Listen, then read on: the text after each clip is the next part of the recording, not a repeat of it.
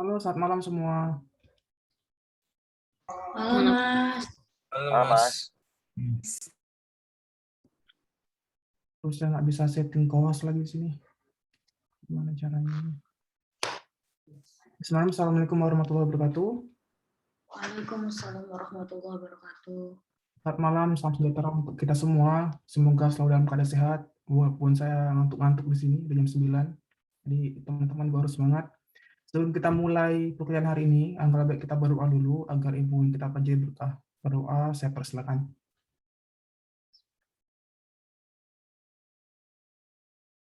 Amin. Berdoa tidak pernah selesai. Oke, jadi ini adalah week keempat. Oke, saya langsung mulai aja ya. Jadi topik kita hari ini membahas tentang support vector machine dan support vector regression itu. Nah, jadi ini adalah salah satu teknik supervised learning gitu. Jadi secara konseptual itu sama cara dia melakukan klasifikasi atau regresi, tapi nanti penerapannya berbeda gitu. Dasar teorinya sama, yaitu dari support vector. Nah, jadi untuk week ini nanti akan saya jelaskan apa perbedaan supervised sama unsupervised, apa itu klasifikasi, terus dengan dasar logistik, karena di supervised machine ini dasar yang harus diketahui adalah logistik itu, regresi logistik. Kemarin minggu lalu kan Anda sudah belajar tentang GWLR ya, tentang Geographically Weighted Logistic Regression itu. Nah, jadi itu adalah salah satu teknik di logistik. Dan juga ini saya jelaskan juga apa itu SVM dan apa itu SPR. Jadi mungkin kalau nanti Anda belum mempunyai judul tesis, jadi mungkin bisa salah satu tools itu untuk bikin klasifikasi atau untuk peramalan. Dan juga nanti akan saya berikan juga beberapa informasi mengenai evaluasi akurasinya. Nah, jadi kan kalau untuk klasifikasi dan regresi kan caranya berbeda ya. Itu juga saya sudah jelaskan di cheat sheet. Jadi kalau untuk klasifikasi, Anda bisa menguji dengan coefficient matrix, Anda bisa menguji sensitivitasnya, spesifitasnya gitu. Nah, tapi kalau untuk diregresi kan berbeda. Anda bisa menghitung dengan R-square atau MAPE. Nah, nanti saya akan jelaskan salah satu perhitungan untuk time series SVR menggunakan MAPE gitu. Jadi, saya jelaskan dulu. Yang mungkin dalam week keempat sampai akhir perkuliahan, Anda akan sering mendengar apa itu ketika saya mengatakan supervised sama unsupervised. Jadi, yang namanya supervised di sini adalah kita memberikan pelatihan, kita memberikan pelatihan dalam suatu model, kita label dia agar dia bisa belajar. Beda dengan unsupervised. Kalau untuk unsupervised di sini kan salah satu contohnya ada cluster ya. Jadi kalau regresi itu supervised, kalau kalau kelas itu unsupervised itu. Nah, itulah perbedaannya. Jadi saya ulangi lagi, kalau untuk kita membuat clustering itu adalah unsupervised karena kita tidak butuh latihan, kita tidak perlu variabel Y di sana. Tapi kalau Anda mau bikin regresi, Anda mau bikin klasifikasi, maka di situ adalah teknik-teknik di supervised. Nah, itu adalah perbedaannya penggunaannya. Terus kita lanjut. Ini yang saya sampaikan tadi, dalam analisis data science, data statistik, entah data atau data mining, pasti tujuannya kita ada tiga. Kita buat cluster, kita buat klasifikasi, atau kita buat regresi. Nah, jadi kalau untuk regresi sendiri, yang paling familiar digunakan itu salah satunya adalah SVR, atau Support Vector Regression, dan juga SVM. Nah, biasanya kalau kami orang-orang data scientist, sebentar saya admit dulu, orang data scientist, kami ingin membuat klasifikasi, paling tidak kami melakukan komparasi juga itu. Jadi kami bisa melakukan komparasi entah dari satu metode, entah dua metode, tiga metode. Nah, nanti akan saya jelaskan satu persatu metode-metode ini. Jadi harapan saya adalah saya berekspektasi nanti Anda mempunyai pemahaman yang cukup baik gitu, memilih metode. Jadi kalau nanti bisa memahami dasar teori dengan baik, ya itu alhamdulillah, tapi poin plusnya gitu. Jadi paling tidak adalah tujuan perkuliahan ini, saya berekspektasi nanti ketika Anda ada masalah atau untuk olah data, Anda tahu alternatif yang mau dipilih apa saja. Nah, jadi untuk week keempat, saya akan jelaskan satu contoh untuk klasifikasi menggunakan SVM, dan satu contoh untuk regresi menggunakan SVR gitu. Nah, jadi saya bilang tadi, kalau untuk clustering, dia adalah supervised. Clustering adalah unsupervised, karena kita tidak perlu Y di sana. Tapi kalau untuk klasifikasi dan regresi, dia supervised itu, karena kita butuh label di sana. Nah, jadi nanti ketika pada akhirnya adalah ketika Anda melakukan pemodelan, entah Anda melakukan klasifikasi atau clustering, Anda nanti bisa memplotkan teorik dan empirik. Apa itu teorik dan empirik? Jadi empirik ini adalah data kita itu, data aktual kita, atau saya sebut dengan kotak-kotak ini. Nah, ini adalah empirik kita. Nah, ini adalah teori kita karena ini adalah modelnya. Nanti kita bikin bagaimana garis biru ini bisa mengikuti observed data kita itu atau data aktual kita. Nah, apabila nanti ketika kita plot data aktual dengan data prediksi seperti ini berarti underfitting gitu. Kita bilang underfitting. Nah, yang kita inginkan adalah seperti ini. Jadi ini sangat smooth. Jadi kita bisa melihat, oh ternyata kalau untuk kita membuat hubungan kausalitas antara X dan Y, apabila patternnya seperti ini, nah inilah model yang kita ingin buatkan. Karena kenapa? Karena dia mengikuti pattern informasi seperti ini nih. Dia mengikuti seperti ini. Nah, tapi kalau dia akan seperti ini namanya overfitting. Nah, jadi nanti ada beberapa tips biar kita bikin itu tidak overfitting. Nanti kalau di SVR sendiri, nanti kita bisa mengganti dengan namanya cost value atau epsilon, atau yang di cheat sheet yang saya kasih kemarin, Anda bisa melakukan komparasi atau kombinasi dengan menggunakan metaheuristik itu atau algoritma genetik. Jadi misalnya Anda mau buat SVR, Anda merasa SVR itu tidak cukup kalau SVR itu sendiri. Jadi Anda bisa melakukan misalnya SVR dengan algoritma genetik atau SVR dengan PSO. Nah, jadi estimasinya ditambahkan estimasi metaheuristik. Jadi intinya untuk apa? Untuk dia ketika nanti membuat model, kita bisa mendapatkan yang seperti ini gitu. Nah, nanti akan saya jelaskan. Nah, jadi pada intinya adalah apa itu klasifikasi. Jadi yang pasti ada klasifikasi itu ketika kita ingin membuat klasifikasi ya. Jadi ada label di sana, ada informasi di sana. Misalnya apa? Misalnya kalau nanti di bidang aktuaria atau di bidang risiko, ketika Anda mau membuat suatu produk poliska, Anda kan harus membuat informasi. Kira-kira calon nasabah kita itu masuk ke kategori kredit macet apa tidak. Nah, ketika kita untuk melihat, melabel dia masuk kredit macet apa tidak, kita bisa lihat dari bagaimana histori tabungan dia, atau ketika dia melakukan peminjaman, kira-kira dia taat apa tidak gitu. Maksudnya dia membayar yang uang pinjam itu sesuai waktu apa tidak, sesuai tenurnya apa tidak. Nah, jadi kita membuat label di sana. Jadi ketika nanti kita sudah ada model, ketika nanti ada nasabah baru, nah jadi identitasnya yang kita gunakan, kita bisa membuat label di sana. Oh, ternyata nasabah baru ini dengan informasi seperti ini, dia masuk ke kategori yang kredit macet apa tidak. Nah, itu adalah salah satu keuntungan klasifikasi. Nah, tapi kalau untuk di kesehatan sama juga. Contohnya apa? Contohnya misalnya saya memberikan ransum obat ke beberapa pasien itu. Jadi saya klasifikasi kalau dosisnya A, dosisnya B, kira-kira dia ada perubahan apa tidak di sana. Nah, kita bisa label juga gitu. Misalnya untuk status diabetes dan lain sebagainya. Nah, jadi kalau untuk klasifikasi ini tentu dia masuk ke kategori supervised karena dia perlu label di sana gitu untuk di model itu belajar di sana. Nah, jadi yang akan kita bahas ada klasifikasi. Jadi misalnya ada dua kelas di sini, kelas A dan kelas B. Jadi kita tujuannya adalah membuat batasan atau margin. Bagaimana kita bisa melakukan separasi antar kelas gitu. Nah, jadi inilah tujuan klasifikasi. Jadi kita bisa membuat batasan atau margin atau hyperplane. Nah, jadi kita bisa membuat batasan antara dua informasi di A atau di B. Nah, jadi untuk di dasar klasifikasi itu sendiri paling mudah adalah model logistik. Jadi saya sudah jelaskan dasar logistik itu di GWLR ya kemarin di minggu kedua. Nah, jadi pada intinya adalah ketika data kita nanti berskala 0 atau 1 atau dikotomus, nah itu lebih cocok digunakan logistik dibandingkan linear regression gitu. Nah, jadi nanti ada beberapa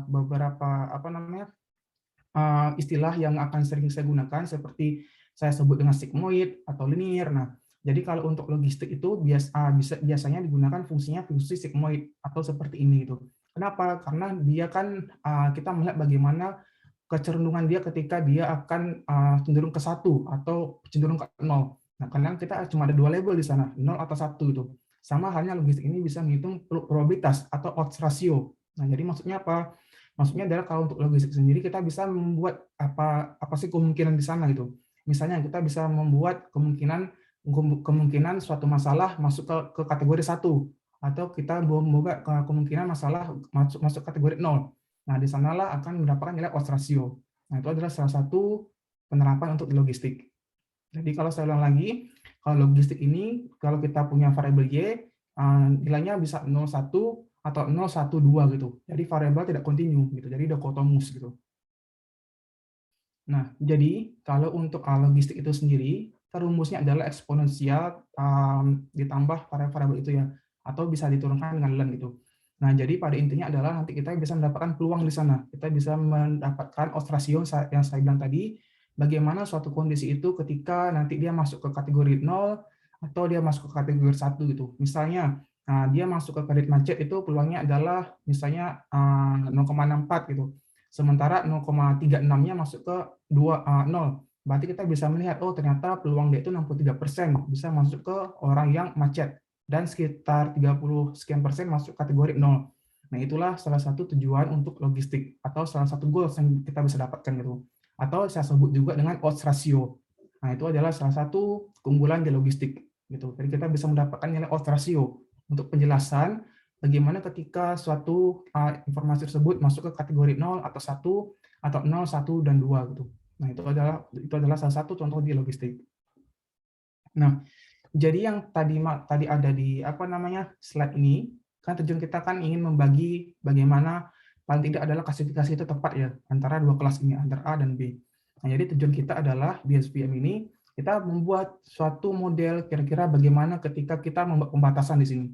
Nah, jadi kita tujuannya adalah membuat suatu model yang ketika kita ada masalah di sana untuk melakukan klasifikasi, dia bisa membuat classified di sini dengan tepat gitu.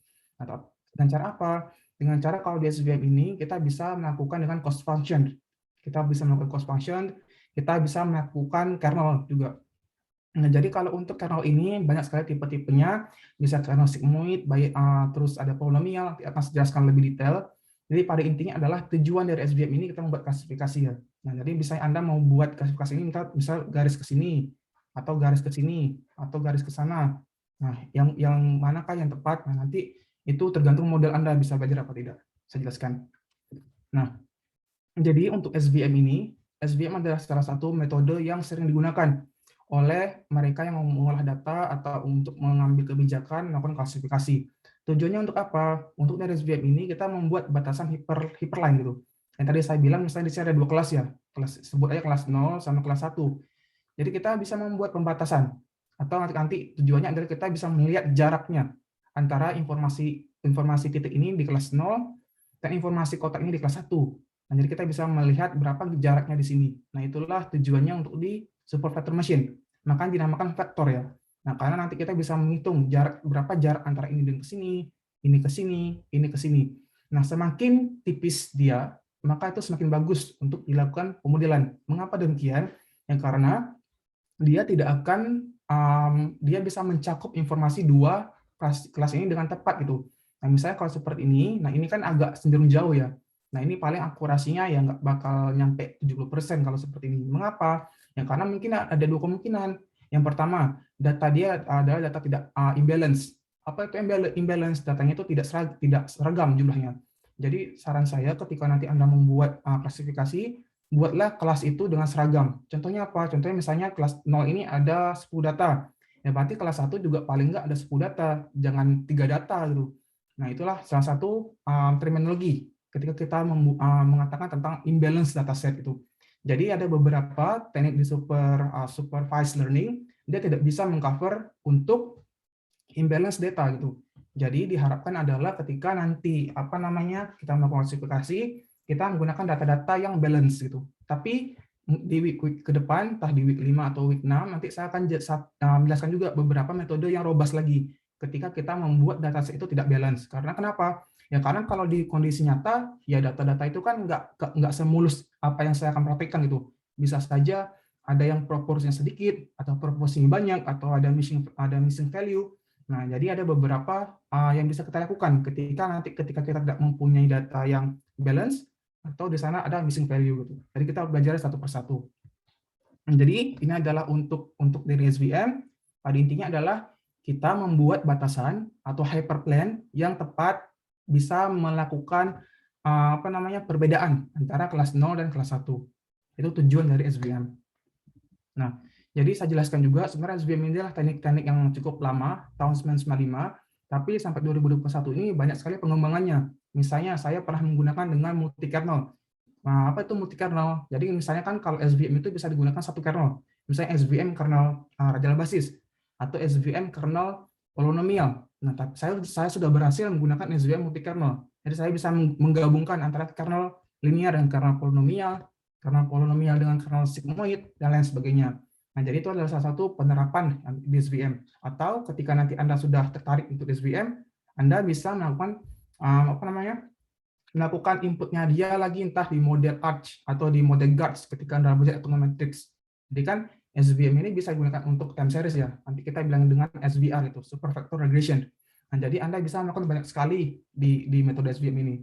Anda bisa melakukan komparasi fungsi kernel, Anda bisa melakukan komparasi ketika nanti memilih cost value atau epsilon, nanti kita praktik di R, terus juga Anda bisa melakukan input yang berbeda, entah Anda mau input di model A5, entah Anda mau input di Arch, Guards gitu, beberapa turunan dari time series. Nanti kita akan belajar ke situ juga. Nah, jadi pada intinya adalah SVM ini sangat berguna untuk mengatasi overfitting gitu. Tadi kan overfitting ada ketika di garis yang empirik itu tidak fit ya dengan garis teoretik kita. Nah, jadi kalau untuk SVM ini beberapa masalah itu bisa mengatasi tentang overfitting. Dan juga pengaplikasinya besar, banyak atau luas itu. Contohnya untuk apa? Contohnya untuk klasifikasi tadi yang saya sebut di bidang aktuaria, atau nanti di bidang ekologi, melakukan klasifikasi tentang spesies gitu. Misalnya nanti kita praktik dengan data iris, data bunga. Jadi ada beberapa ukurannya, misalnya panjang daunnya atau panjang kelopak bunganya. Nah, jadi kita bisa mengukur kira-kira kalau panjang kelopak bunganya sekian, dengan informasi sekian itu masuknya kategori spesies apa ya? Itu adalah salah satu keunggulan di SVM itu. Jadi penerapannya banyak. Atau juga saya pernah membuat tentang analisis tentang tadi kredit macet. Itu saya juga udah pernah bikin paper itu. Terus nanti ada beberapa penelitian juga, misalnya informasi untuk kategori pasien itu masuk ke diabetes tipe berapa gitu. Misalnya DM tipe 1, tipe 2 gitu. Nah, itu adalah salah satu penerapan di SVM. Jadi SVM bisa digunakan untuk multi issue, bisa untuk tadi ekologi, kesehatan, aktuaria, finance, dan lain sebagainya. Nah, jadi kalau untuk SVM ini, ketika nanti Anda melakukan running, ketika Anda memilih dengan beberapa cost value yang cukup sesuai, dia tidak akan lama untuk iterasi sampai convergen itu. Jadi akan cepat juga untuk sampai Anda mendapatkan result gitu. Karena riset saya juga saya mempelajari bagaimana model ini bisa dikatakan fast computing gitu. Jadi itu akan membantu Anda ketika Anda memilih metode, ketika nanti ada metode ini dengan untuk dataset yang besar, entah puluhan ribu, nah kira-kira bagaimana computingnya gitu. Nah, jadi kalau saya sudah memproofkan kalau SVM ini adalah salah satu model yang bisa cepat untuk iterasi sampai dia konvergen gitu. Jadi ada beberapa paper yang bisa Anda baca. Dan juga tadi yang saya sebutkan bahwa SVM ini juga salah satu solusi juga ketika nanti ketika Anda membuat klasifikasi itu datanya data small dataset. Nah, SVM juga bisa digunakan untuk ke sana. Nah, jadi seperti yang tadi ada di slide sebelumnya, kita kan ada dua kelas ya. Kita sebut saja kelas A sama kelas B. Nah, jadi pada intinya adalah kita membuat margin, kita membuat batasan seperti ini, kira-kira bisa mengcover informasi antara kelas A dan kelas B. Nah, jadi nanti kita akan menghitung bagaimana perbedaan jarak antara ini ke sini, ini ke sini, ini ke sini gitu. Nah, nanti ketika kita sudah menghitung jaraknya itu, nanti akan mendapatkan nilai errornya berapa gitu. Nah, jadi pada intinya adalah untuk SVM ini kita membuat model kita agar mendapatkan fit margin yang terbaik di sana itu. Karena ketika kita membuat margin yang terbaik di sini, dia akan mencakupi batasan informasi di kelas A dan kelas B. Jadi kan kalau kita membuat misalnya membuat label dia baik apa tidak kan ada beberapa syaratnya ya. Misalnya dia harus memenuhi A, dia harus memenuhi B, dia harus memenuhi C. Baru kita bisa membilang dia itu baik apa tidak. Sama dengan hal-halnya seperti itu. Jadi pada intinya kita membuat margin atau hypersatah atau hyperline agar bisa mengcover dua informasi di kelas A dan di kelas B. Nah, seperti ini contohnya kita pilih nanti bisa trial and error ya. Seperti ini, pilih salah satu. Nah, contohnya ini atau kita kombinasi seperti ini dapat error berapa. Nah, atau kita melakukan banyak sekali simulasi sampai nanti mendapatkan mana yang terbaik. Nah, itulah dikunci di SVM. Nah, bagaimana Anda bisa efisien mendapatkan yang optimal? Nah, nanti ada salah satu teknik yang saya jelaskan, yaitu namanya cross validation. Jadi Anda nggak usah lagi coba satu-satu nilainya, misalnya banyak sekali kombinasian. Misalnya Anda mau membuat cost value-nya 0, terus epsilonnya 1, terus Anda mau bikin cost value-nya 0,01, cost value-nya 0,02. Banyak sekali simulasinya itu. Ada kombinasinya, ada permutasinya, bisa sampai puluhan ribu. Nah, jadi ada beberapa teknik komputasi yang bisa Anda gunakan agar Anda sekali Anda running, Anda dapat nilai optimal. Kira-kira bisa digunakan parameter yang keberapa untuk mendapatkan yang garis optimal di sini. Nah, itu adalah salah satu optimasi yang bisa digunakan, yaitu cross validation. Itulah konseptual untuk dari SVM. Nah, seperti ini. Jadi kan tadi kita mencari ya hyperlength untuk yang terbaik dari antara kelas A dan kelas B. Nah, jadi kalau ini rumusnya nanti ada fx, w, dan b. Saya jelaskan, fx ini nanti data kita, w ini adalah bobot atau weighted, dan b ini adalah bias atau bias. Nanti di sini kita akan menggunakan beberapa pemodelan. Kita kalikan bobot di sana, kita kalikan data aktual kita x di sini nanti berupa vektor. Nanti kan ini akan ada berupa vektor ya. Nanti kita dapatkan vektornya, terus kita dikurangkan nilai biasnya gitu. Nah, jadi ketika kita jadi intinya adalah kita mendapatkan bobot sekecil mungkin, itu dengan cara apa? Dengan cara nanti ada pilihan fungsi kernel. Jadi kernel itu akan membantu Anda mendapatkan bobot terbaik. Dan juga nilai cost value di sana dan nilai epsilon di sana juga akan membantu Anda mendapatkan bobot terbaik. Jadi saya sampaikan, apapun tipe pemodelannya, mau SVA, mau SVR, mau neural network, mau GWR, pada intinya adalah ketika Anda ada pembobotan, diharapkan adalah bobot kita adalah bobot yang optimal atau bobot yang sedikit itu. Mengapa? Karena ketika kita memberikan bobot yang besar di sana, yang ibaratnya kan model itu ketika kita ada bobot kecil, model ini cukup bisa memahami data itu gitu. Nah, khawatirnya ketika kita memberikan bobot terlalu besar, ya model itu nggak bisa belajar gitu. Nah, sama halnya ketika kita mau mengajar orang, ya kalau kita memberikan effort yang besar, ya berarti kan orang itu kan susah mengerti ya suatu topik. Tapi kalau kita memberikan effort yang kecil, mungkin orang itu belajarnya cepat. Itu sama saya dengan machine learning. Machine learning pun seperti itu. Jadi intinya adalah kita membuat bagaimana penentuan parameter, entah nilai B-nya kah, entah nilai inputnya kah, kita cari nilai bobot yang optimal di sana untuk mendapatkan model terbaik gitu, untuk melakukan klasifikasi atau untuk diregresi. Nah, jadi apa itu untuk kernel? Jadi kernel ini adalah salah satu yang bisa digunakan untuk melakukan separasi dua kelas gitu. Jadi misalnya saya ada kelas ada kategori 1 dan 0. Nah, misalnya nanti ada data di sini, datanya adalah data aktual saya melakukan transpose di sana gitu. Karena kan matriksnya kan nanti berupa vektor. Nah, jadi kalau di R itu dia tidak bisa membaca vektor seperti itu. Jadi kita misalnya menggabungkan dengan matriks. Nah, kita bisa membuat label di sana. Misalnya X terus nanti lebih dari 0, nah itu masuk kategori 1, atau kurang dari 0 ada masuk ke kategori 0 gitu. Nah, ini adalah salah satu separasi untuk di kernel. Jadi kernelnya banyak sekali nanti Anda bisa gunakan, saya jelaskan satu persatu. Nah, jadi pada intinya adalah ketika Anda nanti tidak mempunyai kasus untuk non-linear gitu. Kasus kita kan nggak hanya linear ya. Kita bisa gunakan kasus-kasus yang non-linear. Nah, pada intinya adalah kita juga bisa membuat sebagaimana hypersata ini atau hyperline ini yang paling optimal gitu. Jadi sama halnya ketika nanti di sini ada data aktual kita, misalnya saya ada dua kelas, kelas 0, simbol bulat ini sama simbol X di sini.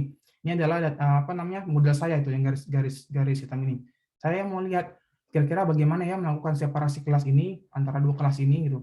Nah, sama halnya nanti kita bisa melakukan berapaan terbaik ini dari nilai cost-nya agar kasus-kasus yang dia mau non-linear atau dia linear bisa digunakan untuk pemodelan itu. Nah, jadi ketika nanti Anda ada masalah untuk olah datanya data tidak linear atau data yang linear, nah itu juga bisa digunakan untuk SVM. Nah, ini saya bilang tadi, jadi saya tak berekspektasi kalau Anda bisa memahami dengan konseptual rumus ini, tapi paling tidak Anda bisa menggunakannya dulu. Anda paling tidak bisa tahu dulu cara mengoperasikannya. Jadi pada intinya adalah ketika nanti Anda menggunakan SVM, banyak sekali karena bisa Anda gunakan, ada linear, ada radial basis, dan sigmoid, ada juga polinomial gitu. Banyak sekali tipe-tipe kernel. Jadi pada intinya adalah kalau ada pertanyaan mana yang baik, mana yang terbaik, linear kah, Gaussian kah, atau sigmoid kah, atau polinomial kah? Sebenarnya nggak ada pakeman gitu. Kita katakan dia baik apa tidak. Jadi itu tergantung bagi Anda melakukan simulasi. Contohnya apa? Contohnya misal saya membuat peramalan, misal saya membuat SVR dengan dataset inflasi. Saya gunakan radial basis, ternyata bagus. terus saya ganti kasusnya dengan misalnya nilai tukar rupiah terhadap dolar. Ternyata radial basis nggak bagus, misalnya lebih bagus sigmoid. Nah, itulah kelemahan untuk di model machine learning gitu. Jadi kita paling juga tahu cara ketika kita memilih fungsi-fungsi kernel di sana. Karena ketika dia juga butuh insight dari kita gitu. Nah, jadi kelemahan dari SVM ini juga salah satunya dia bergantung kepada kitanya memilih bagaimana kernel terbaik di sana gitu. Jadi Anda bisa melakukan komparasi, misalnya linear fungsi kernel, SVM kernel dengan kategori misalnya dengan parameter apa, ya dapat akurasi sekian persen. Terus Anda bisa membandingkan juga, misalnya SVM dengan radial basis berapa persen. Terus bisa gunakan juga misalnya SVM dengan kernel sigmoid berapa persen. Ya misalnya kalau nanti nilai spesifitasnya paling tinggi, nah itu bisa Anda gunakan untuk klasifikasi. Atau nanti Anda bisa mendapatkan nilai MAPE paling rendah atau mendekati ke 0. Nah, itu yang akan Anda gunakan untuk peramalan. Nah, jadi nanti Anda bisa gunakan coba-coba satu persatu itu, trial and error. Mana yang terbaik? Menggunakan SVM kernel kah, Gaussian radial basis kah, atau sigmoid kah gitu. Nah, jadi ini nanti akan yang Anda gunakan, Anda ganti, yaitu dengan memilih nilai C atau cost value SVM. Nah, jadi ini ada beberapa yang sudah saya proofkan ketika kita memilih nilai C yang terlalu besar gitu. Nilai C itu enggak ada maksimal 1. Jadi dari 0 sampai 1 gitu. Nah, jadi ketika nanti Anda memilih semakin besar nilainya, itu bisa menyebabkan bias. Semakin kecil bias dan semakin tinggi variansinya gitu. Jadi semakin tinggi keragamannya di sana. Jadi kalau Anda memilih dengan nilai C yang paling kecil, misalnya 0,00001, nah itu akan mendapatkan bias yang lebih besar dan juga tapi variansinya lebih kecil. Mengapa demikian? Ya karena bobot tadi gitu. Jadi saya katakan adalah inti dari Anda melakukan setting nilai C atau cost di SVM itu akan bergantung kepada bobot Anda gitu. Jadi semakin besar bobot Anda di sana, ya otomatis membuat model itu tidak terlalu banyak belajar gitu. Jadi pada intinya adalah kita membuat bagaimana parameter terbaik untuk melakukan prediktif gitu dengan bobot yang optimal. Kalau bisa yang kecil. Nah juga di sini ketika nanti Anda memilih nilai variansnya atau sigma kuadratnya, nah ketika nanti Anda memilih nilainya yang besar atau sigma square yang besar di sana, ini bisa melakukan yang smooth atau nanti ketika Anda melakukan plotting tidak akan Anda fitting gitu nilai sigmanya. Tapi kalau Anda menggunakan nilai sigma yang kecil di sana, nah ini akan tidak smoothing atau tidak halus itu. Jadi bisa overfitting kah atau bisa underfitting kah. Jadi itu ada kelemahan dan kelebihannya ketika Anda bisa men-set nilai C terbaik dan juga nilai sigma yang optimal. Nah, terus ada pertanyaan, bagaimana ketika kita ada multi kelas itu? Kita nggak mungkin toh yang namanya kita membuat riset cuma klasifikasi 0 dan 1 atau 1 dan 2. Atau Anda bisa mengklasifikasi sampai 3 gitu, 1, 2, 3 gitu. Nah, ini juga bisa digunakan untuk SVM. Jadi SVM bisa digunakan untuk multi kelas.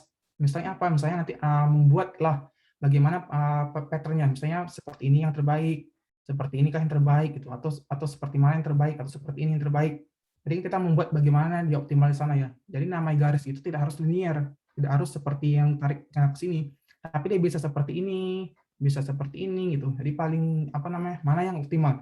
Jadi kita bisa membuat pembatas antara informasi di kelas gitu. Nah, jadi kalau untuk SVM itu juga juga salah satu teknik yang baik untuk melakukan di multi kelas. Selain dari SVM, nanti akan saya jelaskan juga random forest untuk di minggu depan itu. Kalau di random forest malah lebih bagus lagi, karena di sana ada boosting atau ada skala boost. Nah itu ketika nanti Anda melakukan komparasi, pasti SVM bakal kalah nih akurasinya gitu. Jadi kalau untuk di data science ini, kalau kami itu dalam 1 tahun sekali ada namanya M-computations, namanya Macri Data Computation. Jadi dari beberapa profesor-profesor yang expert di data science, dia melakukan memberikan dataset yang cukup banyak, kita bisa lomba di sana, kita bisa membuktikan metode mana yang terkini yang bisa dilakukan untuk mendapatkan prediktif dan high accuracy. Nah, tahun 2020 kemarin saya ikut tapi gagal gitu. Jadi yang menang itu adalah salah satu dari US, mereka menggunakan XGBoost gitu. Nah, itu adalah salah satu skala boost yang bisa digunakan untuk memberikan nilai yang prediksi yang paling presisi yang bisa di-proof-kan di data science sampai tahun 2021 ini. Dan nanti kita akan belajar juga untuk XGBoost itu sendiri.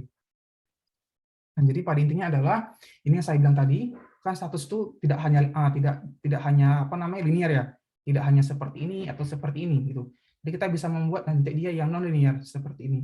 Jadi kita bisa melakukan mana yang paling optimalkah, beginikah atau yang beginikah.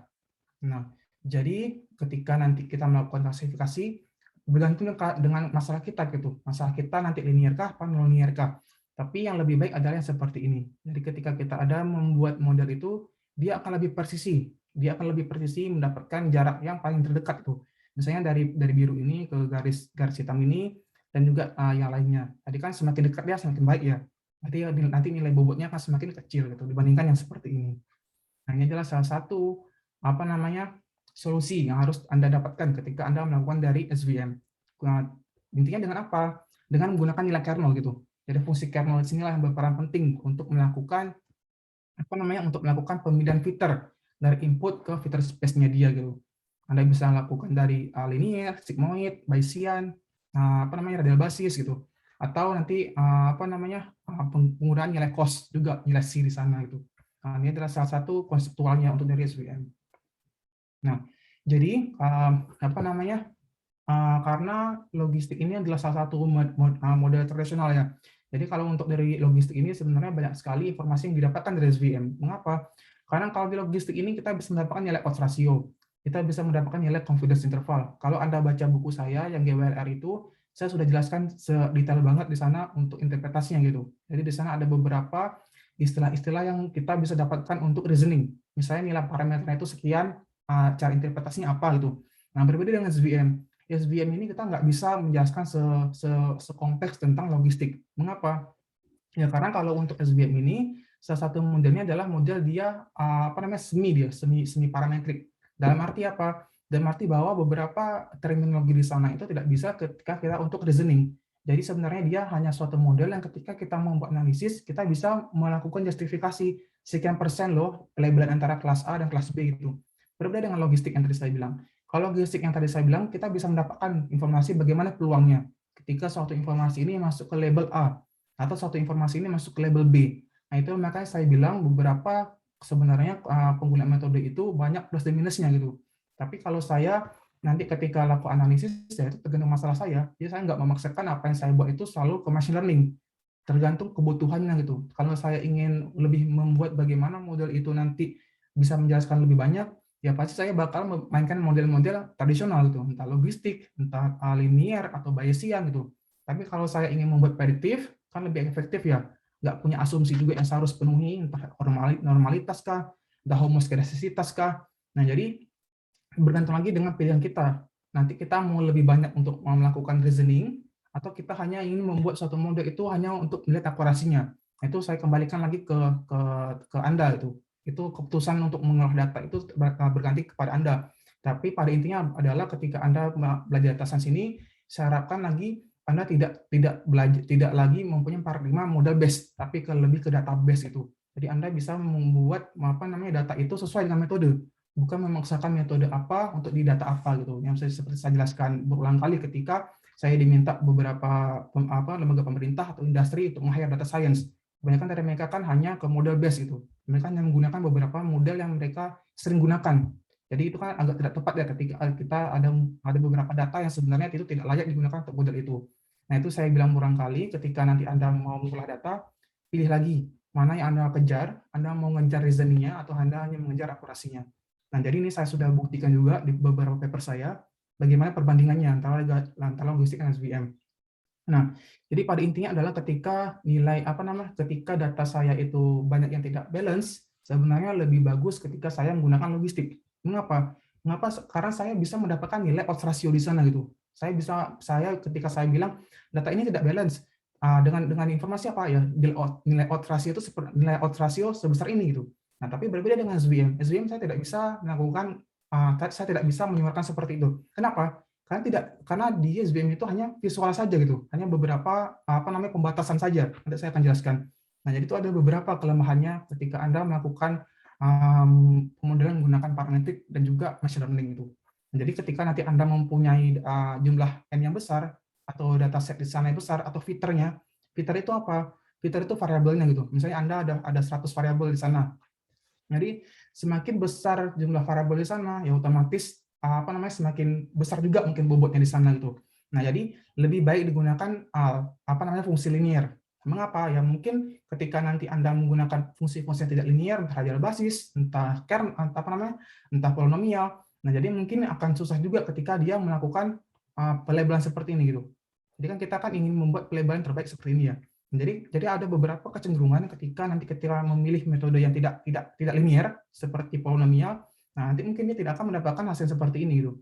Entah bisa membelok kemanakah. Nah, jadi saya sarankan ketika nanti Anda mempunyai dataset yang cukup besar di sana, gunakanlah linear. Paling tidak apa namanya ketika Anda ragu-ragu, coba dulu dengan linear gitu. Jadi biar Anda dapat juga konseptualnya. Oh, kalau linear aja seperti ini, gimana digunakan dengan yang lain gitu. Nah, itu adalah salah satu konseptualnya. Terus ketika nanti Anda mempunyai nilai yang lebih kecil atau nilai M-nya lebih besar di sana, M itu ada jumlah banyak trainingnya ya. Jadi kalau untuk training itu Anda bisa lakukan 90%, 10%. Jadi Anda bisa melakukan 90% datanya untuk dilatih. Gimana contohnya? Contohnya kita 100 data. Nah, jadi misalnya data 1 sampai 90, nah kita gunakan dia untuk pemodelan dulu untuk dia belajar. Ya, nah, nanti kita bisa lakukan paramalan 10 step ke depan. Nah, nilai inilah kita bandingkan dengan data terakhir. Nah, ketika kita mempunyai jumlah N yang kecil, tapi M-nya di sana banyak, misalnya kita punya cuma nilai N-nya itu cuma 10, tapi M-nya itu misalnya seri berapa ya? Seri 2000, 3000 di sana. Nah, gunakanlah Gaussian kernel itu. Karena ini akan lebih mempermudah lagi untuk mencepat komputasi di sana itu. Nah, ini ada beberapa kecenderungannya. Nah, jadi ketika nanti Anda juga mempunyai nilai N yang lebih kecil, tapi M-nya sangat besar di sana, Anda bisa melakukan banyak fitur di sana, logistic regression kah, atau linear SVM kah, atau menggunakan radial basis kah di sana. Nah, itu adalah salah satu tips dari saya ketika Anda mempunyai kasus yang bagaimana data parameter itu banyak, atau jumlah datanya itu seberapa besar itu. Nah, ini ada beberapa tips yang bisa Anda gunakan. Nah, jadi kalau untuk di SVM itu sendiri atau di SVR itu sendiri, ada salah satu teknik yang nama grid search gitu. Jadi sebenarnya banyak sekali Anda bisa gunakan di di SVR atau SVM itu. Seperti misalnya Anda menggunakan dengan algoritma magnetik, itu bisa. Saya sudah ada papernya, nanti Anda bisa baca. Anda menggunakan dengan PCO atau particle swarm optimizations, ya bisa juga. Saya juga udah pernah bikin paper itu. Nah, tapi pada intinya adalah ketika Anda mempelajari SVM, paling dasar dulu yang paling banyak digunakan adalah grid search gitu. Itu paling mudah untuk dipelajari. Mengapa? Karena di grid search ini kita hanya melakukan kombinasi komputasi di sana untuk melihat bagaimana perbedaan antara nilai aktual kita dengan nilai prediksi kita gitu. Nilai YI atau nilai Y atau P. Nah, nilai YI ini adalah nilai penafsir kita atau fitting value kita dengan nilai aktual. Nah, jadi pada saya jelaskan seperti ini. Nah, jadi kita kan menghitung jarak antara misalnya nilai kotak biru ini terhadap garis hitam ini dan juga garis bulat ini ke garis hitam ini. Nah, jadi pada intinya ada ketika nanti kita menggunakan grid search, nah jadi dia bisa menghitung secara optimal mana jarak terbaik ketika kita melakukan simulasi. Misalnya saya menggunakan grid search dengan cos 1. Nah, mungkin dia akan membelok seperti ini atau dia akan mulus seperti ini. Nah, nanti dia komputasinya nanti komputasi grid search inilah yang akan mendapatkan nilai optimal gitu. Nah, itu adalah salah satu cara paling termudah ketika Anda ingin menentukan nilai parameter terbaik untuk mendapatkan nilai cost value atau nilai epsilon di sana. Itu salah satunya adalah grid search. Jadi nanti mungkin Anda bisa lakukan komparasi bagaimana SVR grid search atau SVR dengan algoritma magnetik atau SVR dengan PSO dan teknik-teknik lainnya. Nah, itu ada salah satu contohnya. Nah, jadi kalau untuk olah data itu yang saya jelaskan di cheat sheet tadi, ada beberapa metode evaluasi yang harus Anda gunakan gitu. Karena tidak semua metode itu tepat digunakan untuk akurasi apa gitu. Contohnya apa? Contohnya kalau di logistik itu atau klasifikasi itu yang lebih tepat digunakan adalah conversion matrix. Jadi kita bisa melihat bagaimana nilai-nilai antara prediksi kita dan nilai aktual kita gitu. Nah, jadi kita misalnya nilai prediksi kita itu benar dan kita lihat nilai data itu benar. Nah, berarti itu adalah true positif atau TP. Nah, tapi misalnya ketika kita memprediksi dia salah atau nilai aktual kita malah benar gitu. Contohnya apa? Contohnya ketika kita cek tadi, misalnya ada dokter melihat bahwa misalnya perempuan berbadan, misalnya ada pasien yang datang ke dokter, ada 2 orang, misalnya ada laki-laki yang berbadan besar, perut yang besar dengan wanita berbadan besar, dibilang dia hamil.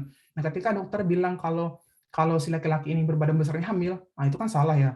Itu namanya kan true negatif. Nah, itu adalah salah satu contoh-contohnya. Ketika kita mempunyai label yang benar, tapi malah model bilang itu salah itu. Jadi saya ulangi lagi, ketika nanti Anda melakukan prediksi itu benar dan nilai aktualnya itu benar, nah itu yang kita harapkan. Tapi kalau nanti kita melakukan prediksi itu salah, tapi nilai aktual kita bilang benar, nah itu namanya false negatif atau tipe 2 error gitu dalam mengujian hipotesis. Nah, berbeda hanya ketika kita melakukan prediksi, kita bilang itu benar, tapi nilai aktual itu salah, nah itu namanya false positif. Jadi kita bilang itu prediksi itu betul, tapi nilainya itu bilang salah itu, nilai aktual kita salah ya, berarti kan salah ya. Nah, sama halnya ketika nanti Anda melakukan prediksi nilainya salah, nilai aktualnya salah, nah itu namanya true negatif. Jadi yang kita harapkan di sini adalah true positif dan true negatif itu. Nah, jadi ada beberapa istilah yang bisa Anda hitung di sini, ada precision, ada negative predictive value, ada accuracy, specificity, dan sensitivity. Nah, jadi kalau untuk nilai sensitivity ini adalah jadi pertambahan nilai true positif ini berapa banyak, terus dibagi nilai TP ditambah nilai FN itu. Dan juga sama halnya specificity ini adalah TN dibagi TN plus FP gitu. Nah, ini adalah salah satu perhitungannya untuk coefficient matrix. Jadi banyak sekali nanti saya jelaskan di coefficient matrix, ada nilai F1, ada ROC, ada AUC, nanti itu saya jelaskan di minggu depan gitu. Jadi saya kenalkan satu persatu dulu cara menghitung di model-model itu. Jadi ini di minggu ini saya ekspektasikan nanti ketika Anda sudah membuat model klasifikasi, Anda bisa melakukan klasifikasi dengan evaluasi di coefficient matrix. Di Anda bisa mendapatkan nilai 4 ini. Sensitivity-nya berapa, specificity-nya berapa, accuracy-nya berapa, negatif PV-nya berapa, dan precision-nya berapa. Nah, ini adalah salah satu untuk pengujian klasifikasi. Nah, ini adalah salah satu tadi saya jelaskan tadi, sama halnya seperti ini ya. TP, FP itu sama aja misalnya C1 dengan C1 berarti true positif dan lain sebagainya. Nah, jadi ya nanti dilakukanlah perhitungannya, berapa nilai true positifnya, berapa nilai false negatifnya, berapa nilai false positifnya, dan berapa nilai true negatifnya. Jadi inilah kita harapkan. Kita berharapkan bahwa di sana true positifnya besar dan juga true negatifnya besar gitu. Karena kan dia bisa memprediksi dengan tepat ya. Kalau ya benar ya salah itu. Nah, itulah salah satu menghitung dari matriks komposisi. Yang sama nanti cara perhitungannya nanti Anda bisa baca lebih detail. Ini saya jelaskan tadi, dibaca lebih detail ya cara perhitungannya. Nah, ini adalah salah satu nanti ketika melakukan klasifikasi dengan tepat itu. Misalnya di sini kan kita ada 2 kelas. Kalau nilainya TPR itu 1, nah ini sempurna hasilnya. Karena dia tepat ya, positif. Sama dia berarti dia presisi dan dia juga ya F1 skornya juga 1, akurasinya 1. Jadi semakin mendekat ke 1, dia akan semakin bagus itu. FPR yang lebih mendekat ke 0 ya berarti lebih bagus itu. Karena apa? Karena kan dia tidak salah melakukan klasifikasi. Jadi yang kita harapkan adalah nilai TPR itu mendekati ke 1, nilai FPR itu mendekati ke 0, presisi itu mendekati ke 1, F1 skor itu mendekati 1, dan akurasi itu mendekati ke 1. Nah, inilah kita ekspektasikan ketika kita mengolah data. Nah, jadi sama seperti ini ketika nanti malah melakukan prediksi itu keliru, misalnya TPR-nya 0, FPR-nya 1, presisinya 0, nah ini modelnya jelek sekali gitu. Kenapa? Ya tadi kan kita harapkan nilai TPR kan mendekati ke 1, FPR ini mendekati ke 0, presisi mendekati ke 1, F1 mendekati ke 1, akurasi mendekati ke 1 gitu. Nah, ketika Anda mendapatkan model seperti ini, ya ini Anda gagal melatih model itu untuk prediksi gitu. Nah, jadi kalau untuk salah satu metode untuk melakukan komparasi di time series ada namanya MAPE gitu, atau Mean Absolute Percentage Error. Nah, ini di salah satu paper saya menggunakan MAPE, saya sudah bikin interpretasinya. Nanti ketika Anda melakukan mendapatkan model, ketika nanti dia lebih dari 20%, berarti model tidak akurat. Jadi ketika dia mendapatkan 15% sampai 20%, berarti itu reasonable untuk forecasting itu. Jadi kita harapkan adalah ketika Anda membuat model, entah di SVR, entah di NN, saya harapkan model itu tidak lebih dari 4,9%. Nah, ketika kurang dari 4,9%, itu dapat dikatakan bahwa model itu akurat untuk dilakukan forecasting itu. Nah, dengan cara apa? Dengan cara melakukan dengan perhitungan seperti ini. Jadi kita melihat bagaimana nilai aktual kita kurangkan nilai prediksi kita, dan kita bagi dengan nilai aktual kita. Dibagi dengan jumlah observasinya itu, berapa observasi, dan dikali 100%. Nah, jadi ketika nilainya itu kurang dari 5%, itu adalah model yang terbaik untuk digunakan per malam itu. Nah, di paper ini nanti Anda bisa baca, saya lakukan pengembangannya dengan multi kernel. Saya bilang tadi, saya melakukan kombinasi kernel di sana, entah kernel sigmoid dengan polinomial atau polinomial dengan radial basis. Jadi tidak hanya satu kernel, kita bisa gunakan 2 kernel sampai triple kernel gitu. Belum ada sih sampai bisa triple kernel, tapi itu bisa digunakan ketika Anda bisa membuktikan beberapa teorema. Tapi sampai 2021 ini setahu saya yang baru bisa menggunakan itu sampai multi kernel tuh. Cuma 2 kernel saja yang bisa digunakan. Mungkin kalau Anda membuat disertasi membuktikan kalau bisa tiga kernel itu baik banget itu. Nah, jadi ini yang ketika nanti Anda belajar SBM, salah satu dataset yang bisa digunakan. Saya juga dulu S1 belajar SBM pakai data Iris dulu. Nah, ini ada data paling mudah ketika kita memahami SBM. Jadi data Iris ini ada beberapa klasifikasi untuk bunga spesiesnya. Ada di sini ada setosa, ada versicolor dan virginica. Nah, nanti ada di sana variabelnya adalah sepal dan juga petal gitu. Jadi ada berapa lebar antara kelopak bunga ini dan juga petal bunganya gitu. Nah, jadi ketika nanti membuat klasifikasi, seberapa presisinya model itu bisa melakukan klasifikasi. Tujuannya untuk apa? Tujuannya adalah ketika nanti saya ke lapangan, ketika saya mau melihat bunga lagi, ketika saya mau melihat label bunga itu masuk ke kategori klasifikasi mana, ya model itu bisa prediksi dengan tepat itu. Nah, jadi kan kalau untuk klasifikasi ini kan kita membuat modelnya dulu. Tapi kalau nanti ketika model itu sudah paten, kita bisa membuat dengan AI ya, atau kita membuat dengan augmented reality gitu. Nah, itulah model itu ketika kita bisa membuat itu, kita bisa meletakkan sensor atau lainnya gitu. Nah, itu ada lebih advance lagi. Jadi paling tidak adalah kita bisa membuat modelnya dulu. Jadi ketika nanti orang computer vision membuat entah remote sensing-nya, entah untuk melihat virtual reality-nya, itu bisa melakukan prediksi yang akurasi yang sangat presisi di sana gitu. Nah, itu adalah salah satu keberlanjutan risetnya ketika Anda bisa melakukan klasifikasi dengan baik dan benar. Nah, kita belajar dulu dengan menggunakan data iris. Nah, jadi pada intinya adalah di sana nanti ada 3 spesies, yaitu setosa, versicolor, sama virginica. Nah, jadi ini adalah beberapa informasi di petalnya, antara panjang petal dan width petalnya. Kita bisa lihat, oh ternyata secara visual itu untuk di setosa ini malah berbeda di antara versicolor dan virginica-nya. Nah, nanti tujuannya adalah membuat klasifikasi bagaimana kita bisa melakukan informasi presisi ketika kita membuat label di sana gitu antara 3 spesies. Nah, jadi kalau untuk dataset dari visual saja bisa dilihat ya, untuk versicolor sama virginica ini malah agak sulit ketika kita membuat klasifikasi gitu. Beda dengan setosa. Setosa lumayan berbeda di antara 2 spesies ini. Nah, itu adalah justifikasi awal kita dulu. Nah, jadi nanti di sini ada codingnya, nanti kita akan belajar. Jadi saya jelaskan dulu. Nah, jadi nanti di sini ada beberapa codingnya, Anda bisa melakukan perbedaan untuk training sama testingnya, terserah Anda. Bisa 70%, 30%, lain sebagainya. Nah, ini saya bilang tadi, nanti Anda bisa melakukan kernelnya mau kernel apa? Ada linear, ada radbus, ada polynomial itu. Nanti Anda bisa ganti setting di sini gitu. Nah, jadi kita bisa mendapatkan optimal model ini untuk mendapatkan prediksi seperti ini. Nah, jadi yang kita harapkan adalah di sini sebenarnya 0 ya. Kita harapkan di sini 34, 36, dan 30 gitu. Nggak ada yang satu di sini. Nah, ini berarti modelnya masih nggak cukup baik untuk prediksi gitu. Maksudnya nggak 100% gitu. Nah, jadi nanti coba Anda cari bagaimana bisa mendapatkan model yang bisa prediksi dengan presisi seperti ini gitu. Ini adalah tujuan kita. Nah, jadi nanti di sini ada beberapa codingnya. Jadi ketika nanti Anda menggunakan penggantian, di sini bisa menggunakan polinomial atau radial basis atau sigmoid. Nanti Anda bisa ganti seperti ini. Nanti akan Anda dapatkan kira-kira akurasi yang baik itu seperti apa. Nah, juga tadi saya sampaikan, tadi kan di sini juga Anda harus mencari nilai gamanya atau nilai cost-nya di sana. Nah, nanti di sini Anda bisa melakukan dengan cross validation gitu. Nanti akan saya jelaskan juga. Jadi secara umum nanti codingnya seperti ini. Nanti Anda bisa mengganti nilai kernelnya apa, tergantung Anda maunya apa, ada polinomial, ada basis, sigmoid. Terus nanti Anda bisa melakukan komparasi dari nilai-nilai ini, mana yang paling baik dan di sana. Nah, nanti kalau misalnya Anda mau ternyata dapatnya nilai yang malah linear terbaik, ya berarti Anda gunakan nilai linear untuk diprediksi. Nah, itulah konseptual untuk melakukan pemodelan di SBM. Nah, sama seperti ini, tadi saya sampaikan, oh ternyata kalau nanti nilainya linear tuh akurasi seperti ini. Oh ternyata kalau nanti menggunakan menggunakan sigmoid itu seperti ini model basis seperti ini.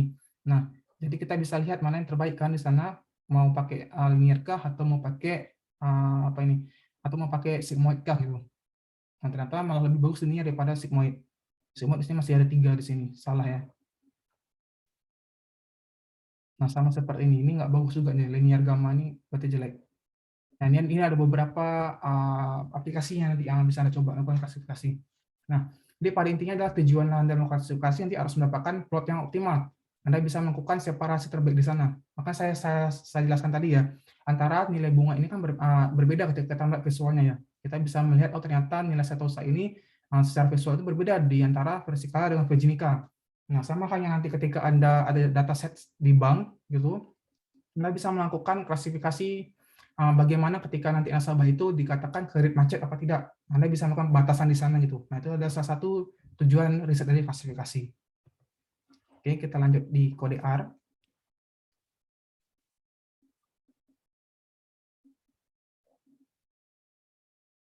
Mas, mau nanya dong, Mas. Oh, silakan Mbak Natasha. Kalau yang si confusion matrix itu idenya mirip-mirip sama game teori nggak sih, Mas? Ya, betul, game teori. Oke. Oke, Sama. makasih, Mas. Oke, bentar ya.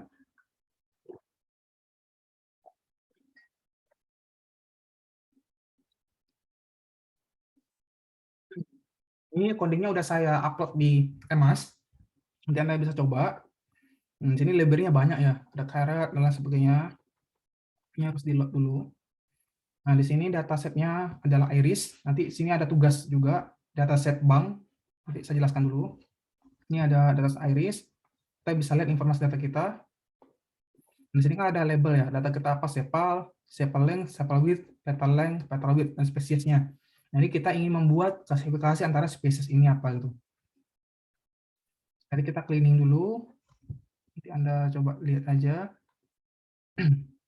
Nah, di sini informasi dataset kita. Oh, ternyata di sana balance datasetnya. Setosanya 50, Versikara 50, Virginica 50. Ya namanya latihan kan datasetnya mulus ya. Nanti PR-nya gimana kalau datasetnya itu malah nggak balance. Nah, itu pasti mumet sendiri itu untuk melihat bagaimana cost optimal di sana. Nah, yang kita akan belajar juga ketika nanti dia datanya nggak balance. Nah, yang pertama di sini ada contohnya untuk linear regresi dulu. Saya mau lihat bagaimana ketika saya membuat linear regresi dengan petal width terhadap petal length itu. Nah, ini datanya tadi kan saya hanya melihat bagaimana hubungannya antara sepal length sama sepal width di antara beberapa iris dataset ini. Nah, kira-kira bagaimana klasifikasinya? Seperti ini kan baikkah atau seperti apa? Nah, nanti dicoba satu-satu. Oh, ternyata kalau yang seperti ini tuh malah nggak baik gitu. Kenapa? Ya, oh sorry, malah mungkin dikatakan cukup baik di sana, nilai R-score-nya 92,71% gitu. Tapi kan nggak cukup optimal ya ketika kita melakukan prediksi.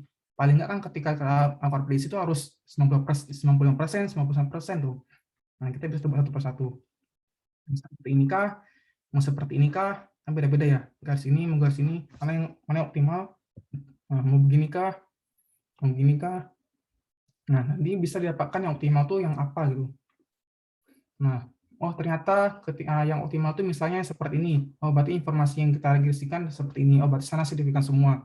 Nah, R-score sana kan 99,47%. Oh, berarti model inilah yang bisa kita gunakan untuk peramalan, untuk melakukan klasifikasi di spesies iris ini. Nah, kita dapatkan nilai R-score-nya 99% gitu. Nah, nanti untuk bias kita coba minggu depan. Saya jelaskan dulu teorinya. Nah, ini untuk logistik. Learning dulu. Nah, kita cari dulu nilai fungsinya apa di logistik. Nah, fungsinya sama ya, pakai JLM ya, kayak minggu lalu. Logistik itu ketika kita mau buat DR, kita harus pakai fungsi JLM, dan family-nya adalah binomial, karena kan logistik ya. Nah, jadi family-nya adalah binomial. Nanti kalau Anda mau bikin regresi biasa, JLM biasa, berarti family-nya linear atau Gaussian gitu. Nah, kita panggil modelnya. Nah, jadi kan kalau untuk di model nonlinear ini, kita melihat bagaimana perbandingan nilai EAC-nya ya, yang saya jelaskan tadi. Berarti Anda sudah cukup banyak tahu istilahnya untuk melakukan evaluasi. Ada EIC, ada BIC, ada MAPE, ada metrik konfusi. Nah, itu ada beberapa alternatif yang bisa Anda gunakan. Oh, ternyata kalau seperti ini dapat digunakan EIC-nya seperti ini tuh. Oh, berarti mana yang bagus EIC-nya? Yang paling rendah tuh. Misalnya di sini tuh EIC paling rendah adalah ini. Ini kan nilai koefisien, berarti nggak usah dipakai, berarti nilai ini. 21,266 gitu. Nah, inilah yang bisa Anda gunakan ketika setting parameter mana yang untuk di model logistik. Nah, ini ada prediksi kita. Nah, ini saya bilang tadi, yang namanya odds ratio ya. Nah, di kita bisa lihat, oh ternyata misalnya ada beberapa kemungkinan yang kita bisa lihat. Oh ternyata nilai peluang ketika dikatakan tepat apa tidak tuh 0%, dan ini misalnya dia tepatnya ke apa namanya, dikatakan tepat tuh 1%, sorry, mendekati ke 1 sekian banyak gitu. Nah jadi kita bisa lihat di nilai odds ratio seperti ini gitu. Nah, ini adalah salah satu keunggulan untuk di logistik, karena kita bisa mendapatkan nilai odds ratio dibandingkan dengan SVM. SVM nggak bisa didapatin kayak gini. Nah, untuk interpretasinya lebih lanjutnya, Anda bisa baca buku di GWR saya gitu. Saya udah jelaskan cara interpretasi untuk odds ratio. Nah, ternyata kalau untuk di model ini, nah kita dapatkan false-nya ini 99 dan di sini adalah 48 gitu. Kata kita kan ada 150 ya. Nah, jadi kita ganti dengan SBM, tanggal dulu datanya Iris. Nanti di sini Anda bisa ganti mau pakai polinomial, mau pakai linear, semua dia basis terserah Anda nanti. Nanti kita lihat dulu gimana patternnya.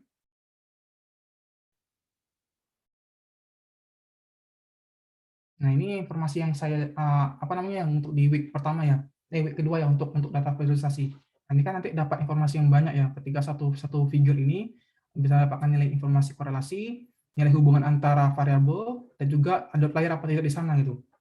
Nah, bisa gunakan ggpairs, terus kita bikin plot SVM-nya. Nah, ternyata model ketika saya menggunakan setting di sini, default di sini menggunakan alpha 0,4, di sana ternyata dapatnya seperti ini tuh.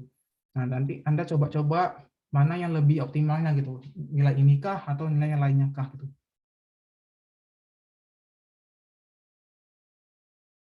Nah, ternyata kita lihat, oh ternyata cukup baik lah kita melakukan. Di sini masih ada salah klasifikasi, di sini seharusnya versi color malah dibilang virginica gitu. Nah, malah ada salah 7, kita lakukan klasifikasi. Nah, itu adalah salah satunya untuk perhitungannya. Ini bisa running lagi, Anda ganti nilai epsilonnya dari 0,1 sampai 0,1 juga. Ini bisa coba satu per satu itu SVM. Nanti untuk di cross validation saya jelaskan di time series ya. Nah, jadi ini adalah performance modelnya gitu. Jadi Anda bisa melihat, oh ternyata semakin tinggi nilai epsilonnya dan seberapa banyak kan dengan nilai cost-nya di sana gitu.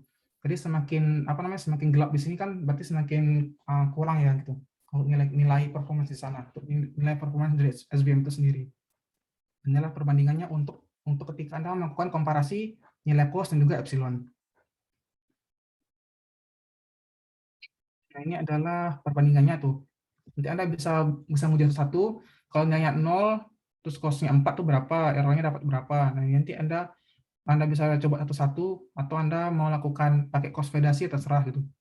Nah, ini kalau saya kasih contohnya apa namanya manual ya, capek nyarinya.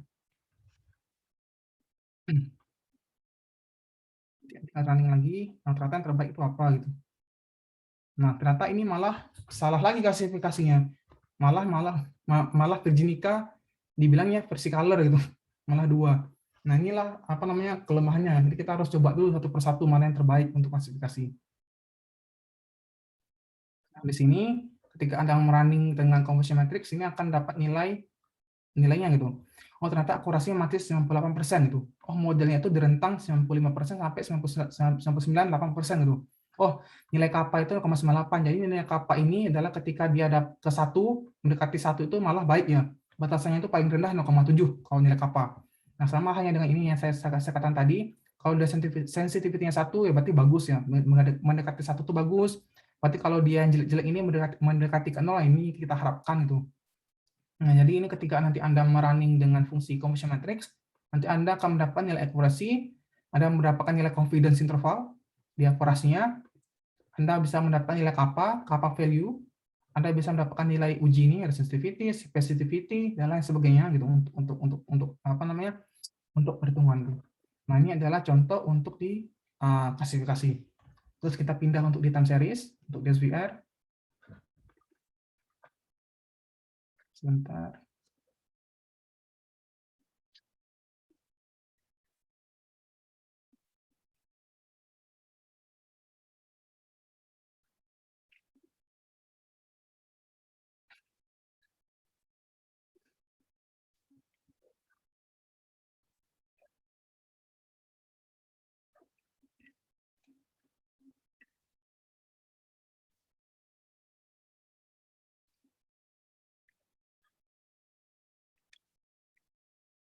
Nah, kalau untuk di time series ini, saya ada contoh di paper saya, data kelapa sawit.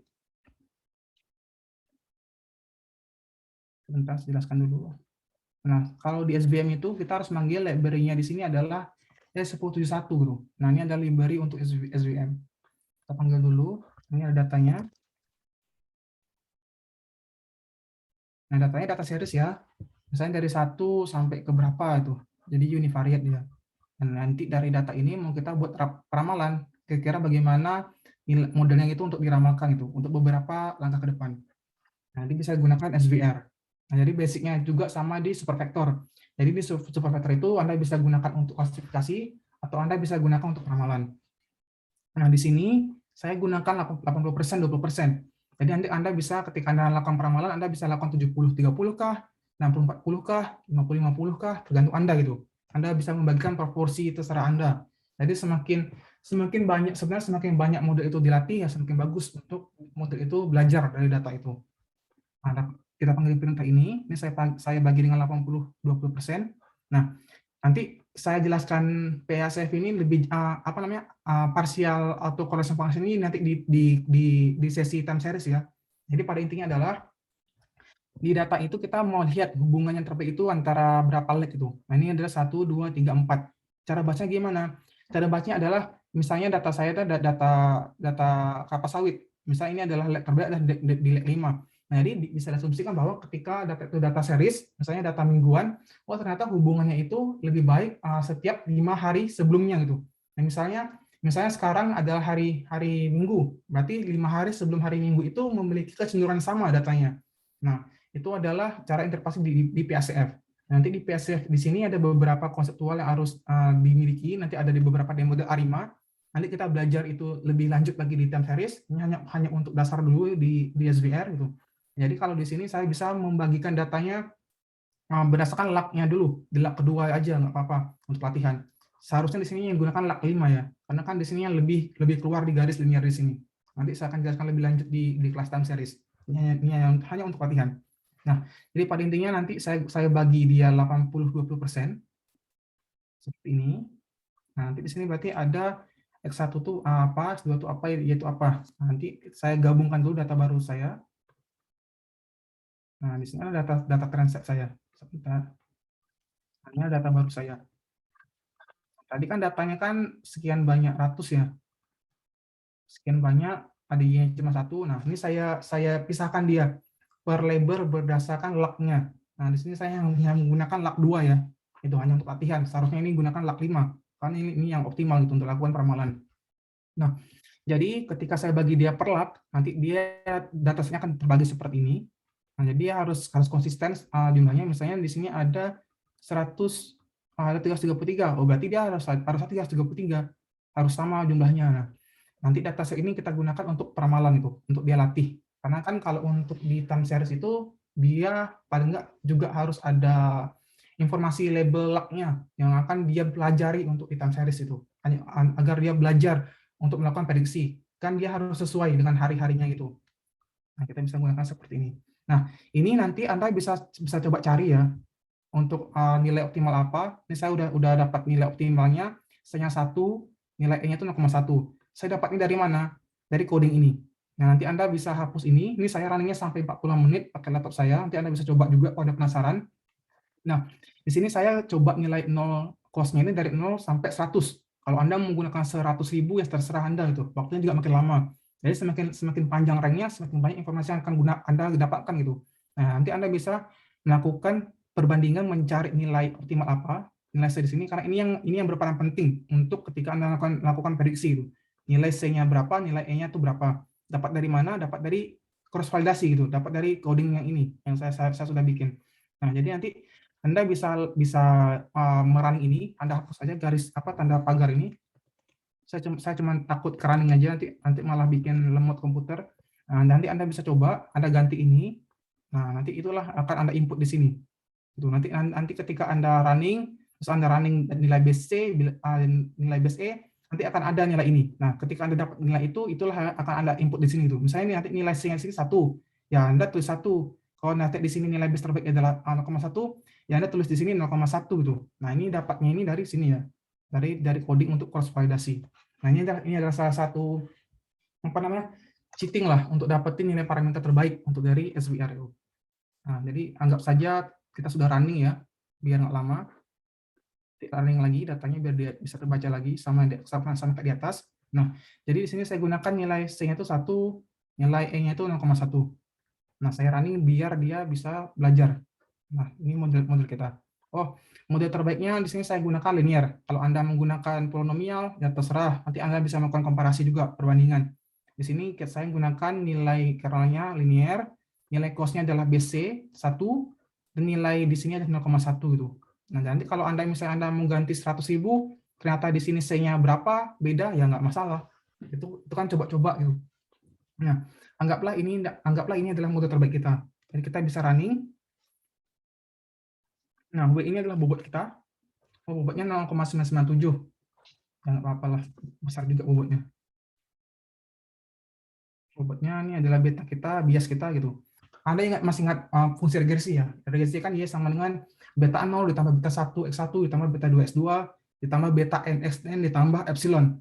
Nah, sama kalau untuk dari SVM ini, tadi yang ada di slide itu, rumusnya tadi Fx yang itu, terus dikali bobot W, terus dikali beta, terus X transpose, terus dikali bobot dikali beta. Nah, itu rumus untuk SVM. Nah, ini adalah ketika nanti Anda membuat model, nanti Anda bisa tulis seperti ini itu. Nanti contohnya ada di paper saya, Anda bisa baca cara membuat model SVM secara manual gitu. Nah, jadi kita dapat nilai W-nya apa, nilainya B-nya berapa. Nah, inilah modelnya ketika nanti kita membuat prediksi itu. Jadi kita bisa membuat model matematiknya. Nah, kita dapat nilai betanya. Nah, ini nilai beta kita 1 sampai 0,69 nilai betanya. Kan dia berupa vektor ya. Kalau regresi biasa kan cuma nilai beta itu kan 1 dia, skalar. Tapi karena namanya ini vektor, nah berarti nilainya itu akan berupa vektor. Jadi kita bisa tulis rumusnya adalah misalnya 0,9976 terus dikali dikali 0,000 ditambah vektor ini. Nah, nilai vektor ini nanti akan kita dapatkan untuk perhitungan di time series untuk ramalan beberapa langkah ke depan itu. Nah, jadi yang namanya juga support vektor. Berarti modelnya nanti akan berupa vektor di sana, bukan skalar. Running dulu. Nah, tadi kita bisa membuat nanti label di sana, ternyata dia benar prediksinya. Ternyata masih ada false. Nah, berarti modelnya masih agak kurang cocok lah. Akurasinya nggak terlalu bagus. Nah, nanti kita bandingkan bagaimana dengan trainingnya. Nanti Anda bisa coba lebih detail. Semakin Anda coba, berarti semakin Anda bisa tahu konseptual pekerjaannya itu. Jadi running aja. Nah, ini adalah datasetnya. Jadi dari data 1 sampai 350 ini patternnya ya, turunannya. Nah, terus tadi kan ada garis, sebentar saya tampil aja. Nah, ini ada garis prediction sama aktualnya gitu. Nah, ternyata seperti ini kan malah bagus sekali ya. Dia lebih data aktual kita, data prediksi kita mengikuti data aktual kita gitu. Lihatlah patternnya, kan mulus sekali dia. Ya nggak mulus-mulus banget sih, walaupun ada jeda sedikit. Nah, kalau dia seperti ini, berarti modelnya udah cukup baik untuk melakukan peramalan itu. Nah, cara ngitungnya apa? Pakai nilai R-square. Nah, saya bilang tadi kalau Anda dataset Anda untuk peramalan, untuk regresi, pakai R-square ya masih make sense. Tapi kalau untuk klasifikasi Gindar kan lebih baik gunakan nilai-nilai yang lain seperti saya jelaskan tadi, nilai F1, ROC dan sebagainya gitu. Nah, ini adalah rumusnya untuk menghitung R-square. Jadi ketika nanti Anda menggunakan model, ya jangan summary model gitu. Dapat nilai R-square-nya apa. Nah, tapi Anda harus tahu gimana cara nilai R-square itu muncul gitu. Nah, kita harus cari dulu nilai min dari data aktual kita. Kita tahu dulu bagaimana menghitung jarak kuadrat error-nya atau JKE. Kita harus hitung juga bagaimana jumlah kuadrat tetapnya atau JKT-nya gitu. Misalnya pertambahan dari nilai aktual kita keluarkan dikurang 1 dikali Y bar kita gitu, atau nilai Y hat kita. Nah, jadi ketika dapat nilai R-square trend kita. Oh, nilai R-square trend kita 99,16%. Oke, masih bagus gitu. Lakukan untuk peramalan. Nah, tapi kalau di R-square itu lebih baik juga digunakan MAPE untuk peramalan itu. Nah, jadi Anda bisa gunakan komparasi ketika Anda melakukan R-square atau MAPE. Nah, MAPE sama halnya seperti rumus di slide tadi, kita melihat bagaimana mean absolute percentage error ya. Berarti error itu kita absolutkan gitu. Jadi kita hitung nilainya, di sini ada Y kita, nilai aktual kita, dan ada Y topi kita. Y topi kita ini ada nilai prediksi kita gitu. Nah, jadi nilai aktual kita dihitunglah nilai prediksi kita. Sama seperti hal yang tadi ini, yang di slide ini, kita lihat bagaimana dia bisa lebih dekat antara prediksi dan aktual kita. Gambarnya. Nah, misalnya di sini nilai aktual kita. Nah, ini prediksi kita. Nah, jadi kita bisa lihat selisihnya antara ini ke ini, berapa jaraknya. Nilai ini ke sini berapa jaraknya. Nah, itu nilainya. Yang akan kita absolutkan, kita dapatlah nilai error kita itu. Nah, ini cara rumusnya. Kita running, terus dapatlah AP ini adalah absolute percentage error. Kita absolutkan nilai error kita dibagi Y, dikali 100. Nah, terus kita hitung min-nya. Nah, dapat nilai MAP-nya 86% gitu. Ya, jelek sih. Nanti bisa Anda coba-coba lagi sampai, ya siapa tahu bisa ada yang sampai 100%, Anda latih. Nah, ini dihitung juga. Nah, inilah prediksi kita, data set, sisanya. Tadi kan saya bagikan 80-20 ya. Nah, nanti sisa inilah yang kita lihat, kira-kira bagaimana dia lakukan prediksi. Oh, ternyata nggak terlalu bagus sih, nggak terlalu fit ya. Nah, jadi dia semakin mendekati ke sini, semakin bagus untuk dilakukan ramalan itu. Ini masih ada agak jeda sedikit. Nah, itulah kelemahannya untuk di time series ini.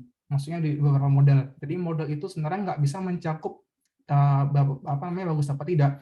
Ya, kita bisa latih dia, kita bisa membuat dia bagaimana dia bisa belajar dari bobotnya paling kecil, Anda bisa ganti nilai kernel atau nilai lainnya gitu. Sama Anda hitung di sini. Oh, ternyata testingnya ini 84%. Tadi di sini trainingnya tuh 86%. Malah agak kurang ya. Tapi oke lah gitu. Nah, dapat nilai MAPE-nya. Oh, MAPE-nya sini 77% itu. Sementara MAPE untuk prediksi training sini 86% itu. Jadi kalau untuk testing ini masih banyak sekali yang harus diubah, masih banyak harus diperbaiki itu untuk sampai dia mendapatkan nilai 100%. Terus dari model ini Anda bisa melakukan peramalan gitu. Nanti saya saya tulis di sini fungsinya. Di sini adalah M ini adalah langkahnya. Misalnya saya mau menggunakan 100 langkah ke depan gitu. Berarti 100 langkah ke depan itu berapa bulan? 3 bulan berarti, 3 bulanan. Bagaimana pattern-nya? Jadi saya setnya M itu 100, ini ada looping-nya, pengulangnya, berarti bagaimana kondisinya, misalnya X-nya ada data saya, ditambahkan nilai N-nya -1 ditambah I gitu. Nah, jadi ini beberapa looping untuk di R. Nah, modelnya adalah modelin. Ini adalah model terbaik saya atau model terbaik kita itu. Kita namakan modelin. Di sini kan namanya model underscore lin juga. Mana modelnya? Nah, ini kan model kita ya. Nah, jadi nanti Anda bisa mencari model mana yang terbaik untuk di ramalan. Nah, jadi saya namakan sini modelin. Model ini yang akan didapatkan untuk ramalan di running. Nah, dapatnya nilai ramalan sampai 100 hari ke depan gitu. Nanti saya bisa plot juga nilai kecenderungannya gimana. Oh, ternyata seperti ini ketika 100 hari ke depan. Nah, makanya ketika nanti Anda melakukan peramalan, sebenarnya itu lebih make sense hanya 3 step ke depan itu. Mengapa? Karena semakin lama Anda melakukan peramalan dengan seperti itu, dia akan ada kecenderungan turun eksponensial mendekati 0 gitu. Nah, itu adalah beberapa kelemahan di time series. Jadi kalau di time series itu, kalau Anda melakukan peramalan tuh hanya beberapa langkah ke depan. Beda nanti kalau Anda menggunakan beberapa teknik di deep learning gitu. Kalau Anda menggunakan RNN atau recurrent neural network, semoga kita ada waktu nanti saya bisa jelaskan di sana. Nah, nanti kalau untuk di beberapa model yang long memory, kan kalau untuk terutama tensor itu ada namanya short memory sama long memory itu. Jadi intinya adalah di model-model long memory ini dia akan mengingat informasi lag-nya tadi gitu, agar dia tidak akan berakhir seperti ini. Nah, jadi kalau SVR ini kelemahannya dia adalah short memory. Dia hanya bisa mengingat pattern data kita berdasarkan lag yang tadi gitu. Karena kan lag-nya seharusnya kan 5 ya, tapi malah setelah input tuh lag-nya 2. Nah, dia mungkin ketika nanti Anda menginput dengan lag-nya benar, dia akan mungkin tidak akan menghasilkan seperti ini gitu. Turun mendekati 0 secara eksponensial. Nah, jadi ketika nanti Anda melakukan peramalan, menggunakan teknik apapun itu, saya sarankan hanya beberapa langkah ke depan. Anda bisa gunakan 3 langkah ke depan, 7 langkah ke depan, atau 10 langkah ke depan tuh. Jangan sampai 100 langkah ke depan. Nah, nanti dia akan ada kecenderungan untuk turun mendekati 0. Nah, itulah beberapa kelemahan di time series. Oke, itu untuk perkuliahan hari ini. Kalau ada pertanyaan, saya persilakan.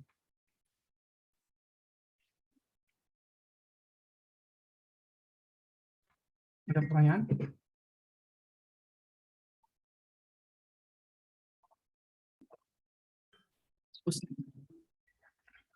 Pusing, Mas. Nggak apa-apa, belajar. Mas, kalau saya kan awam ya Mas statistik. Siapa tadi yang mau nanya? Oh, Mbak Farah. Silakan Mbak Farah. Ya, saya kan awam ya Mas soal statistik.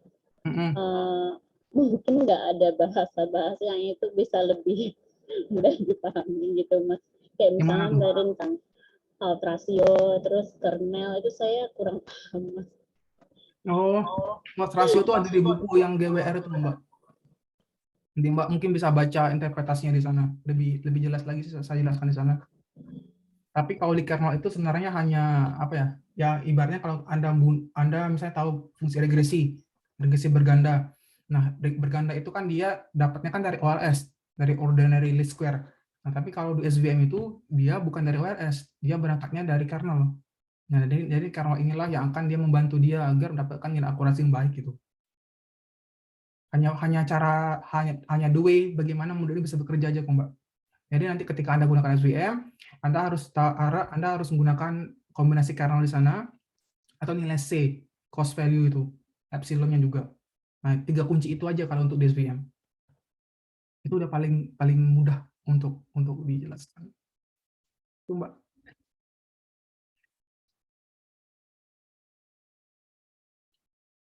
Ya, nggak apa-apa. Nanti sambil coba sintaknya, nah, nanti pasti akan apa ya? Akan paham lah.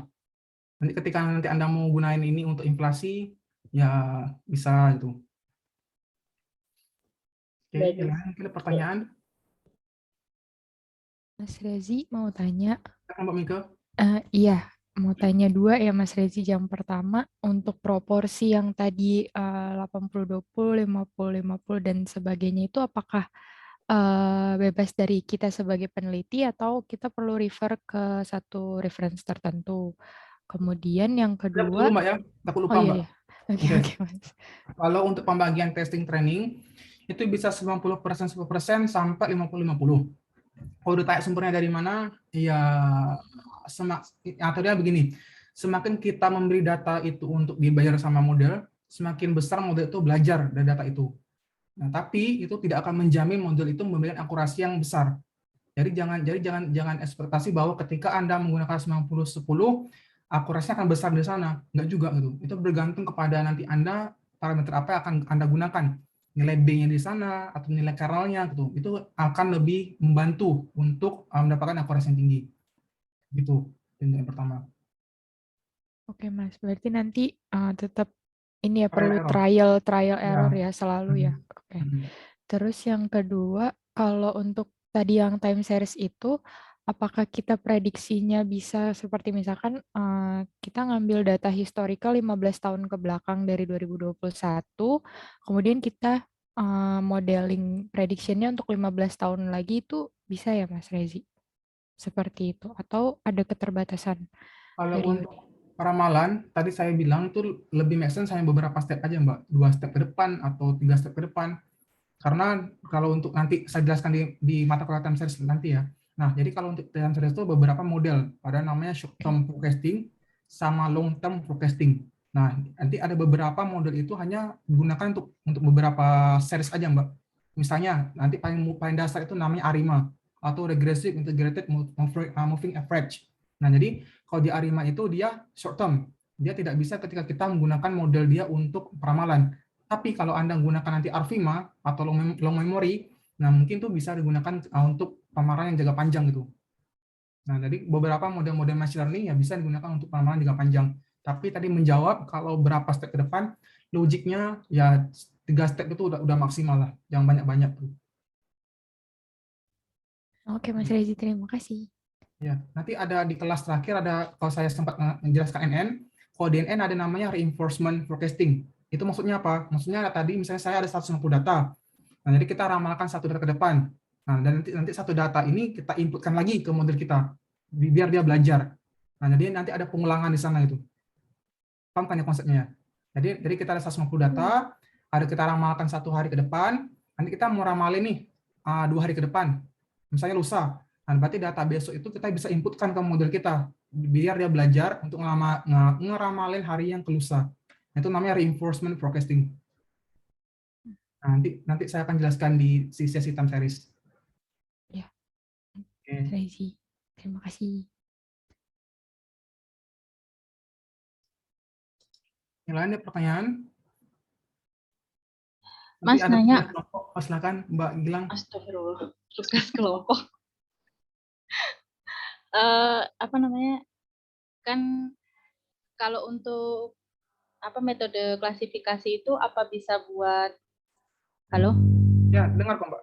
Gas. Oh, apa bisa buat cleaning data? Maksudnya gini, kan saya ada data perusahaan konstruksi. Nah, itu ternyata setelah dilihat itu pengklasifikasian kualifikasi perusahaannya itu ada yang enggak sesuai dari kenyataannya. Misalnya harusnya PT Hutama Karya itu kualifikasi besar dan di datanya itu ternyata kualifikasinya kecil gitu. Betul. Bisa Bisa. buat Bisa. Asalkan ada label Mbak ya. Misalnya ya, informasi misalnya, untuk mengklasifikasikan besar itu syaratnya apa aja gitu. Ya, benar. Misalnya di sana Mbak ada klasifikasi buruk, sedang, baik. Nah, nanti dikatakan baik itu apa-apa, sedang itu apa-apa. Nah, itu bisa digunakan untuk klasifikasi.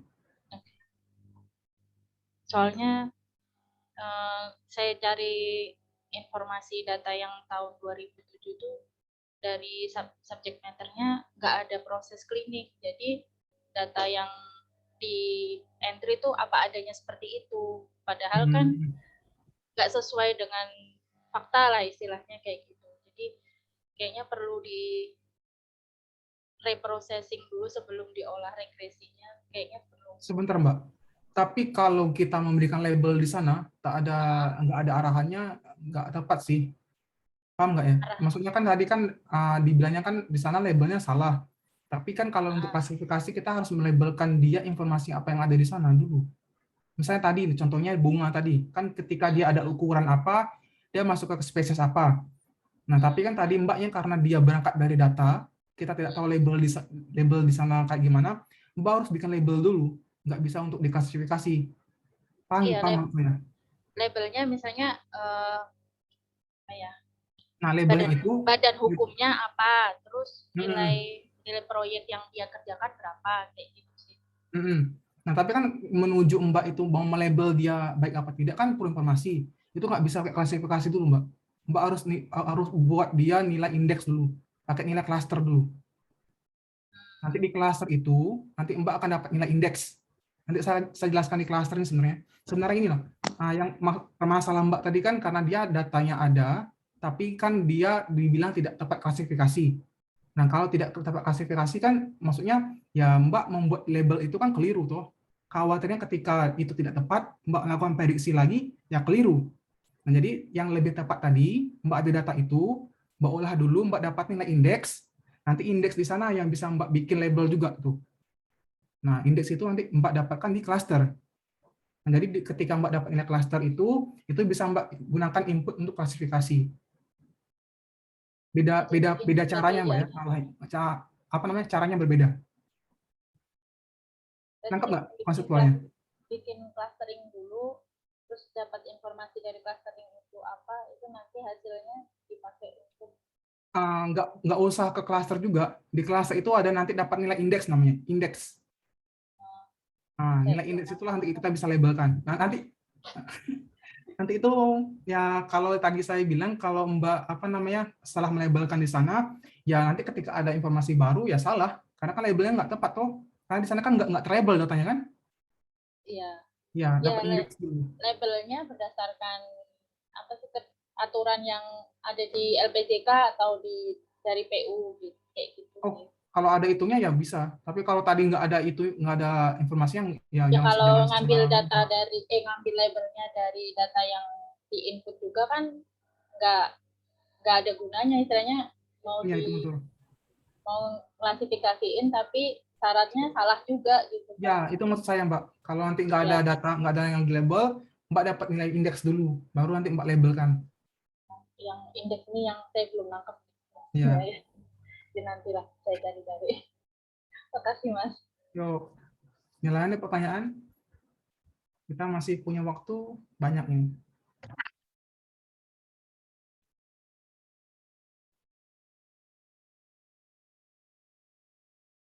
Oh ya, saya mau ngasih penjelasan juga. Ternyata saya nggak bisa ngasih nilai kelompok juga. Dari Bapak Patrodi juga bilang harus cari nilai individu. Jadi saya berpikir mungkin ketika nanti UTS, ya saya jelaskan beberapa cara interpretasi aja ya. Jadi Anda mungkin bisa baca di buku GWR nanti mungkin saya ada output, misalnya ada tanda-tanda bintang, itu signifikan berapa persen, gitu itu aja lah.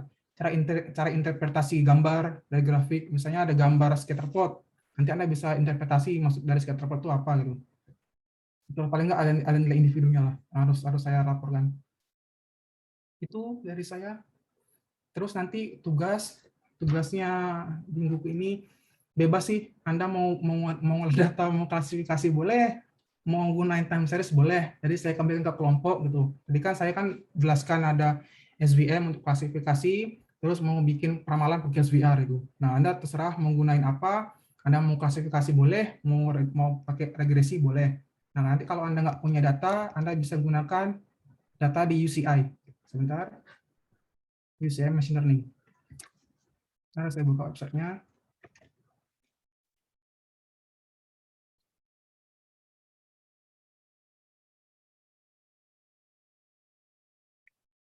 Nah, ini adalah salah satu website untuk nanti Anda dapetin beberapa dataset di sini. Nah, di sini ada banyak sekali contoh-contohnya. Ada misalnya di sini ada Iris, data bunga tadi. Terus dia ada data bank marketing. Saya ada 2 paper di bank marketing. Nanti Anda bisa merujuk ke sana. Nah, misalnya di data marketing ini, misalnya di sini ada tulisan kan? Kelihatan nggak? Misalnya ada klasifikasi, oh ini berarti cocok untuk klasifikasi gitu. Nah, berarti data ini Anda bisa ada download, terus Anda gunakan klasifikasi, cocok. Nah, misalnya di sini ada data lain, misalnya heart disease. Oh, di sini bisa untuk klasifikasi juga. Oh, berarti Anda bisa download data ini untuk melakukan klasifikasi. Nah, di sini kan variabelnya banyak ya, ada 75. Nah, nanti Anda bisa pilih, Anda mau gunakan 4 variabel pun ya terserah itu. Jadi saya nggak membatasi. Contohnya seperti ini. Sebentar.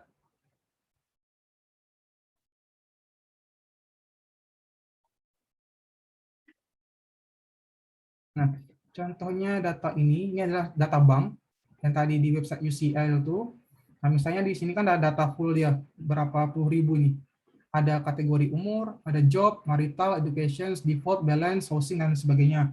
Nah, nanti kalau misalnya Anda menggunakan beberapa data aja, misalnya Anda hanya menggunakan umur, marital status, atau education, ya terserah Anda gitu. Anda menggunakan 4 aja nggak apa-apa, terus ada Y-nya ini harus ada ya, kan klasifikasi dia. Nah, itu boleh. Tapi kalau Anda menggunakan banyak informasi, ya berarti ada nilai tambahan gitu.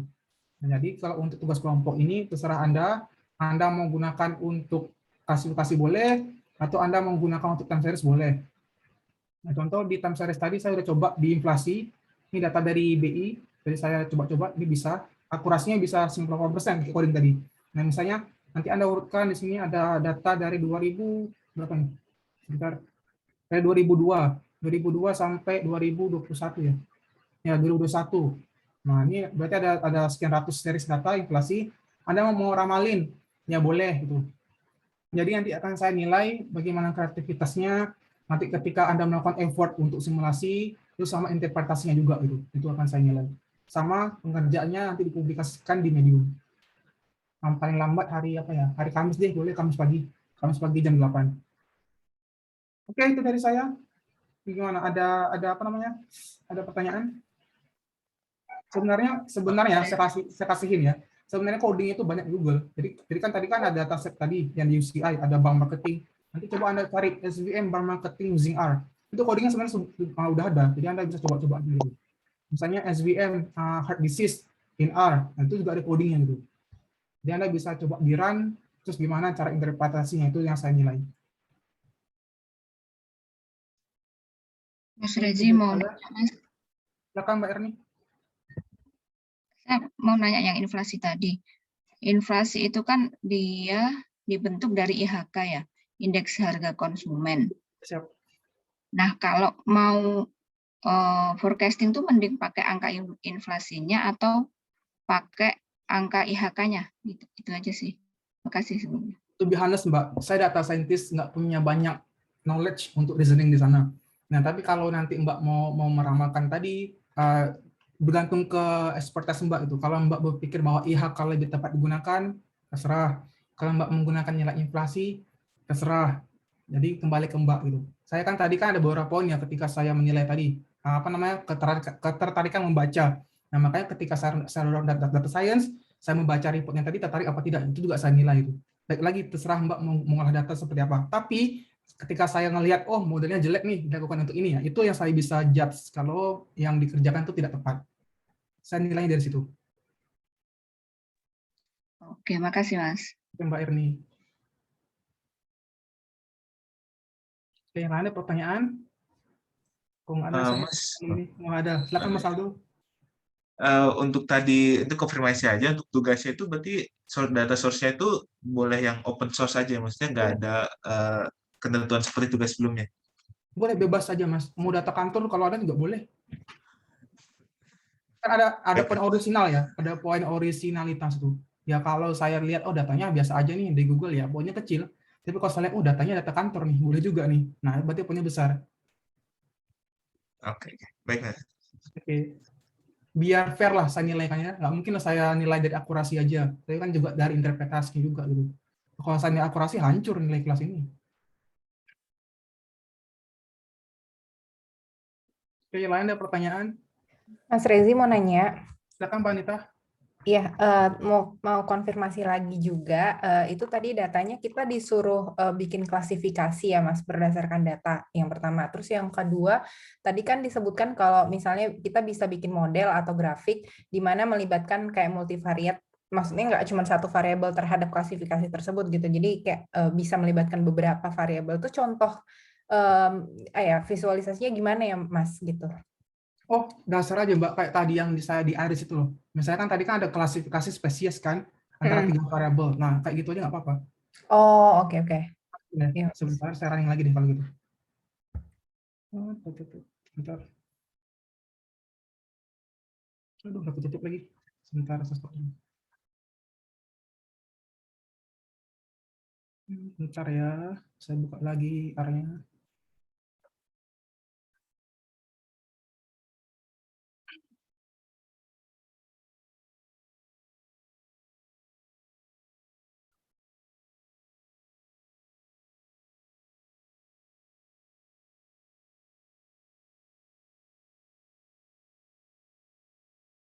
Saya running dulu bentar.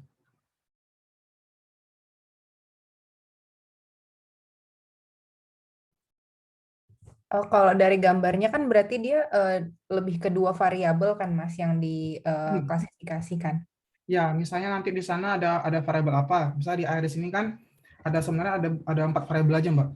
Ada sepal length, sepal width, petal length, petal width, dan diklasifikasi dia apa gitu. Nah, nanti bisa lihat bagaimana klasifikasinya. Misalnya nilai berapa banyak nilai count-nya. Misalnya di sini klasifikasinya, oh setahu saya itu ada 50 data. Oh versi sekarang 50 data. Nah, nanti kalau Mbak misalnya mau bikin polis, klasifikasi polis, nanti Mbak bisa lihat, oh nasabah yang masuk ke kategori macet itu berapa orang, terus kategori yang nggak macet itu berapa orang, gitu-gitu aja Mbak. Oh, oke. Iya. Jadi lebih ke klasifikasinya ada beberapa, bukan kayak variabelnya ada banyak gitu ya Mas ya. Boleh juga kalau yang kayak tadi mau bikin kayak korelasi, kan semakin banyak dijelaskan yang semakin banyak informasinya. Boleh. Senyaman Mbak aja lah sama kelompok. Ya, berarti dia tetap kayak ini kan, kayak 2 variabel, tapi bisa misalnya antara klasifikasi tersebut sama variabel pertama, terus yang grafik kedua klasifikasi lain sama klasifikasi sama variabel 2 gitu, dan seterusnya gitu ya Mas ya? Iya, semakin banyak menjelaskan, semakin banyak orang tahu yang semakin bagus. Oh, oke. Ya, makasih Mas Rezi. Yang lain ada pertanyaan? Kalau ada pertanyaan saya tutup. Jadi ini minggu keberapa nih? Minggu keempat ya? 5 ya? Berarti 2 minggu. Ini minggu keempat apa minggu kelima ya? 4, Pak. 4. Berarti masih 3 lagi sebelum UTS. Masih banyak waktu untuk belajar lah.